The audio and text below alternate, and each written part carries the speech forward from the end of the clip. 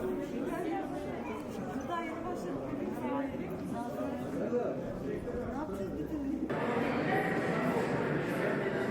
Mesela Batı'da her gün var. Para karşıtı savaşı, Tanrı'nın oğlu diye insanlar çeşitli sayıyor. Tanrı'nın oğlu olmasına rağmen para altından asla savaşmıyor. Bu adam ise Antakuş'un yavruları ejderha yiyecek diye onu öldürüyor. Ağrı Müzik Festivali Bay Mısır Dost Odası etkinliğine sizleri ağırlamaktan büyük mutluluk duyuyorum. Memleketim Doğu Beste, hepiniz hoş geldiniz, sefalar getirdiniz.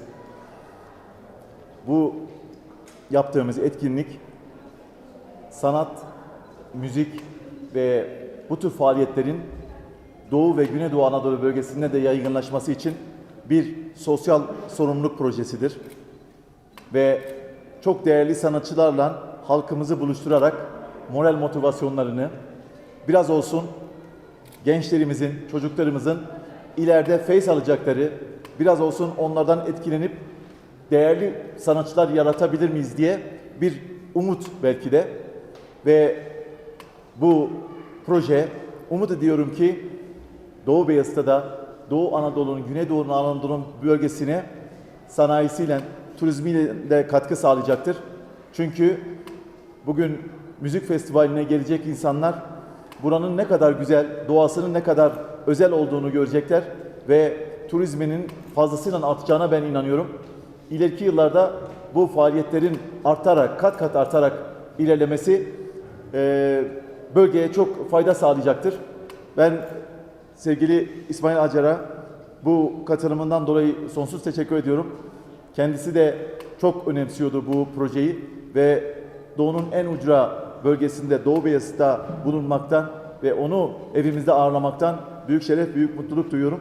Ve inşallah böyle değerli sanatçılarımızla bu seriyi getiririz ve insanımıza hem müzikten hem sanattan iç içe güzel bir faaliyet serisini yürütürüz diye umuyorum.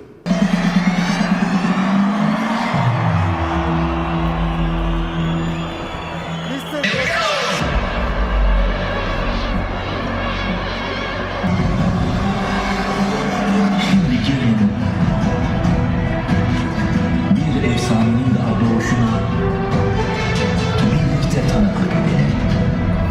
Asırlardan sıyrılıp gelen öykülerin ve baş döndüren ritmiyle müziğin hayatlarımıza dokunuşunu birlikte hissedelim.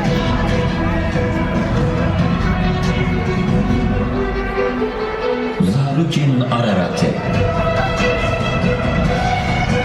Zarukin Ahmedi Khani, Hamud Khairhat. Çocukluk yıllarımda ben bu İshak Paşa Sarayı'nda çok gezmiştim oldu. Ve buradaki yapılan işlemeleri görüyordum. Ve bunlar tabii ki beni etkiliyordu. Halı sanatından çok etkileniyordum. Yapılan motifler mesela çok değerli bizim bölgemizde. Ve bunun zaman içerisinde özellikle yurt dışına gittikten sonra bana çok faydası oldu. Kendimi bir anda sanatsever olarak gördüm. İtalya'da yaşadım. Kayınpederim ünlü bir İtalyan resim uzmanı ve onunla paylaşımlarımla ben kendimi çok önemli bir koleksiyoner olarak görmeye başladım. En son burada İtalyan Ressamlar Doğu Beste adlı bir sergi açtık ve ünlü İtalyan resimlerini burada sergiledik. Halkımız hem İtalyan ressamların yaptıkları eserleri gördüler hem de ben de kendi biriktirmiş olduğum, yıllardır birikmiş olduğum mutluluğumu, benim için çok değerli eserleri insanlarla paylaşmanın ayrı bir hazını, ayrı bir mutluluğunu aldım. Bölgemizin sanattan iç içe oluyor olması insanımızın gelişimine çok faydalı olacaktır. Çünkü insanımız ne kadar sanatla, müzikle iç içe olursa o kadar ileride daha kreatif, daha berrak beyinlere sahip olacaktır. Özellikle gençlerin, çocuklarımızın sanatla iç içe olması için bu faaliyetlerimi yürütüyorum ben. Çünkü istiyorum ki ileride çok önemli ressamlarımız, çok önemli müzisyenlerimiz, heykeltıraşlarımız çıksın. Çünkü bu bölgede aslında o potansiyel var. Ama sadece nasıl yapılacağı, nasıl olacağı konusunda bir eksiklik var. İşte bu gördükleri olaylar eminim ki onların artık biraz olsun bir kıvılcım patlayacaktır işlerinde. Ve bu onları yavaş yavaş müzelere, başka yerlere götürecektir. Dolayısıyla da bu bizim gelecekte yüzlerce önemli ressama ve büyük sanatçılara sahip olmamıza vesile olacaktır. Ama bunun için görsel, yani görüyor olmaları çok önemli.